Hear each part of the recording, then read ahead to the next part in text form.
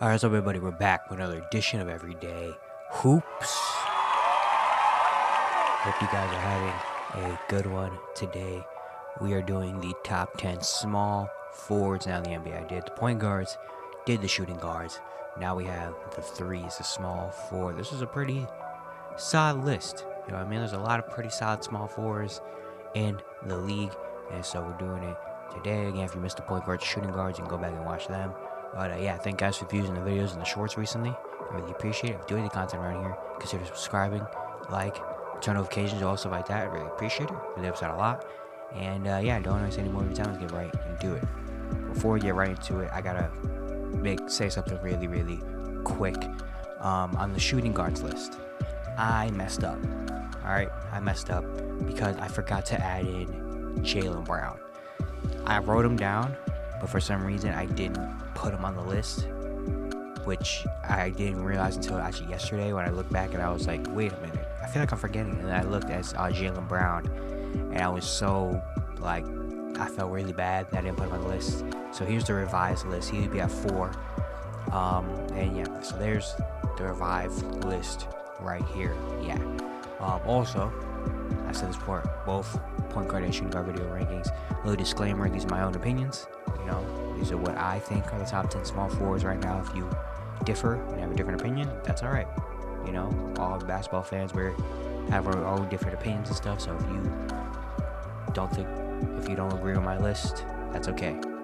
You know, and yeah, let's get right into it. Starting at number 10, where I have OG Anunoby of the Toronto Raptors. Anunoby in 67 games last season, he averaged 16 points, 5 rebounds, 2 assists, and almost 2 steals per game, leading the league, while shooting 47% from the field and 38% from 3. We all know OG as one of the better defenders in the league on the wing position, gets in the passing lane, gets a lot of steals. Really good defender. On offense, he has some good skill as well. You know, he can knock down the 3, catch and shoot pretty good, can get to the rim and score, pretty athletic. You know, we don't know what his future looks like in Toronto, you know, what direction they're going to go and stuff. He's still only 26 years old, though, and the two-way ability of OG is just so great that you can't really pass up on him being on this top 10 list. So, yeah, I have OG here at number 10. At number 9, I have Andrew Wiggins. Wiggins only played in 37 games last season. He averaged 17 points, 5 rebounds, 2 assists, and a steal, while shooting 47% from the field and 39% from 3. He's a big part of the Warriors. You know, just again, said a lot, but just his career trajectory and where he's been through his career is amazing. Number 1 overall pick. He was supposed to be the face of the franchise. Didn't really work out in Minnesota. Gets traded to Golden State, and now he becomes the ultimate role player. Finds a new role for himself, and is a key part of a championship team. You know, last year he was really missed. You know, he only played 37 games last year due to personal reasons, personal issues. But yeah, he was really missed. And even when he came back in the playoffs, he was still very solid. You know, so yeah, he's going to be big for the Warriors, especially if they're going to go small with Chris Paul this year. Okay, yeah, he's going to be huge for the Warriors on the offensive end and the defense end. Just amazing to see. I went from a former, just disappointing number 1 overall pick to one of the better role players in the league. At number 8, I have Chris Middleton. Middleton, similar as Andrew Wiggins, didn't play a whole lot last year. Only played in 33 games last season. He averaged 15 points, 4 rebounds, and almost 5 assists while shooting 43% from the field and 31% from 3. He got hurt in the 2022 playoffs and missed a lot of the start of last season. Then came back and got hurt again. You know, so injuries really have been bothering him last season, but now coming into this year, he's fully healthy. You know, he had off-season knee surgery apparently, so he should be ready to go. And even in the playoffs last year, he looked pretty good. I mean, last year in the playoffs, in the first round against Miami, he averaged 23, 6, and 6, 46% shooting, 40% from 3. You know, he's just really smooth, one of the more just, you know, efficient bucket getters in the league. And now with the Bucks, I mean, he's a consistent all-star level player. And now in Milwaukee, where they have Giannis and Dame, he's going to be even more big, because when teams are locking in on Dame and trying to stop him and trying to stop Giannis in the paint, now it's like, all right, here, Chris Middleton, go to work. And that's the easy 20, 25 points they can give you right there. So yeah, he's going to be huge for the Bucks. At number 7, I have Mikal Bridges. Bridges played 83 games last year, 56 in Phoenix, 27 in Brooklyn. As a total combined for the season, he averaged 20 points, 4 rebounds, 3 assists, and a steal, while shooting 46% from the field and 38% from 3. We knew him in Phoenix as one of the better two-way 3-and-D wings in the league, knocking down 3 at a pretty high clip, but also one of the better defenders in the league as well. Then he gets traded to Brooklyn, and he turns into a star, averaging 26 points per game in Brooklyn, while efficiency didn't fall off. The efficiency actually kind of got better. He shot more shots and shot better from the field and about the same from 3. So, yeah, very interested to see what Mikal Bridges does coming into this season. A lot of people are predicting an all-star team or something for Mikal, and I can see it. I mean, he's going to have the shots, the team, is going to probably rely on Mikal to hit a lot of shots and kind of encourage him to take that star leap. In the defense, of course, even if it does fall off a little bit because his offense is going to be, he's going to have a bigger role in offense, he's still going to be a really good defender with his length and stuff like that. So yeah, I'm very excited to see Mikal Bridges this year and what he really can be. At number 6, I have Brandon Ingram. Ingram, in 45 games last season, averaged 24 points, 5.5 rebounds, and almost 6 assists, while shooting 48% from the field and 39% from 3. I feel like Ingram's one of those guys that's kind of getting forgotten about. He didn't play a whole lot the last 2 years. He's kind of been injury riddled, and it didn't help that in the FIBA World Cup this year he didn't play that great either.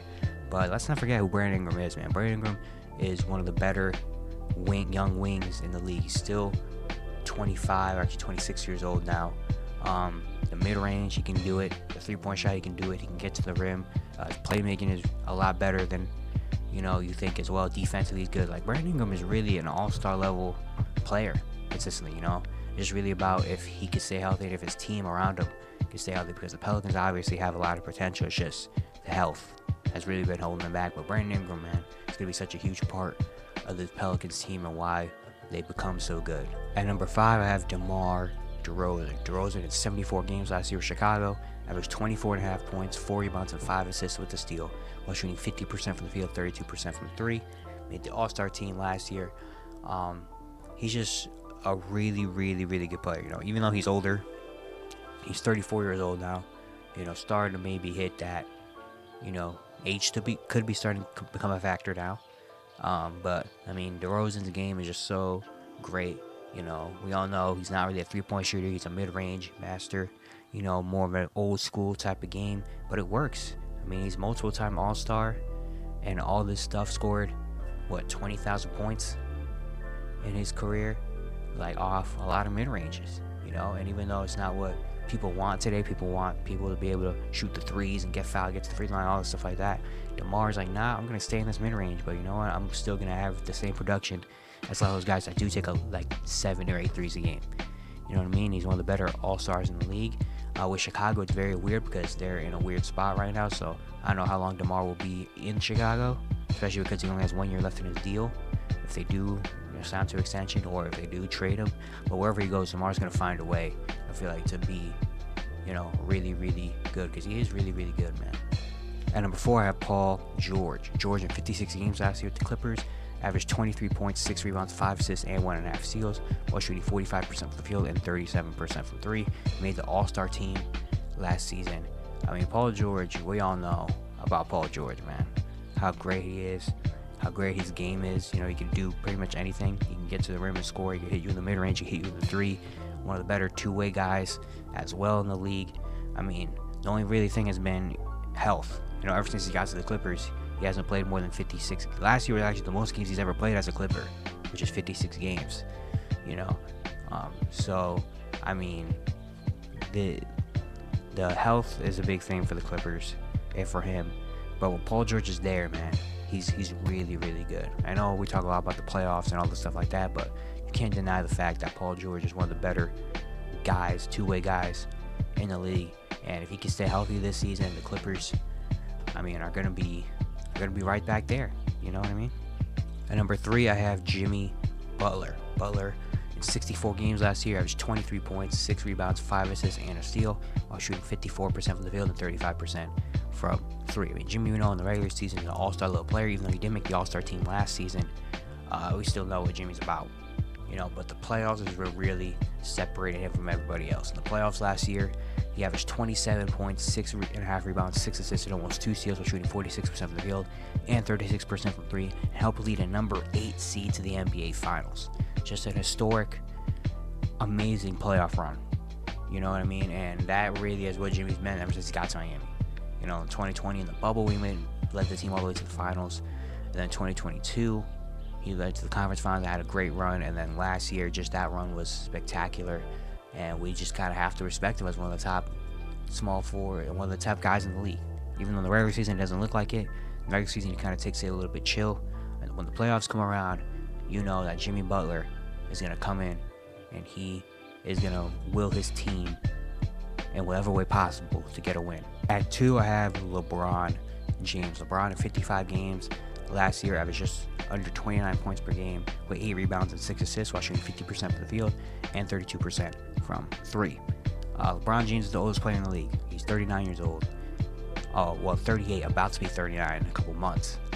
But he is still amazing. I mean, 29, 8, and 6, 29, 8, and 7 almost at 38 is just absolutely insane. He's still one of the top players in the league, still dominating the league, and still just been LeBron. He's still LeBron, even though you could definitely tell he's a lot older.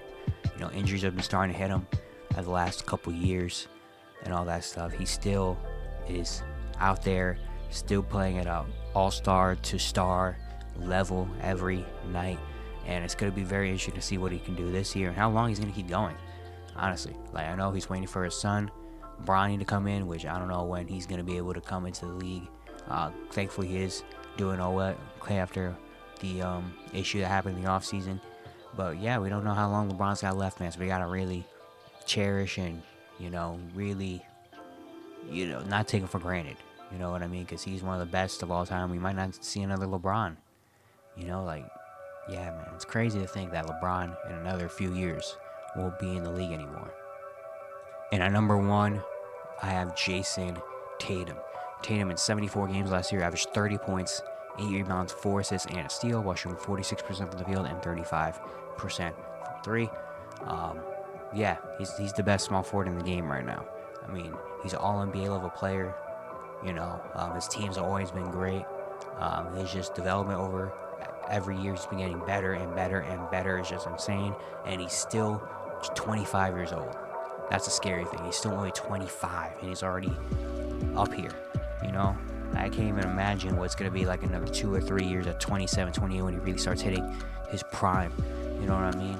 Like, big things are coming for Jason Tatum. Now all he really needs right now is a ring. If he can win a ring this soon already at 25, I mean, the resume already speaking for itself. I mean, he's already a 4-time All-Star, 3-time All-NBA. You know what I mean? Like, I won't be surprised if an MVP is in his near future. Big things are coming for JT. And right now, he's the best small forward in the league. But yeah, that's it for today. I hope you guys enjoyed. Once again, if you enjoyed the content, consider subscribing, turn notifications, do all stuff like that. I really appreciate it. We upside a lot. I'll be back with the power forward list on Tuesday. And I'll see you guys later.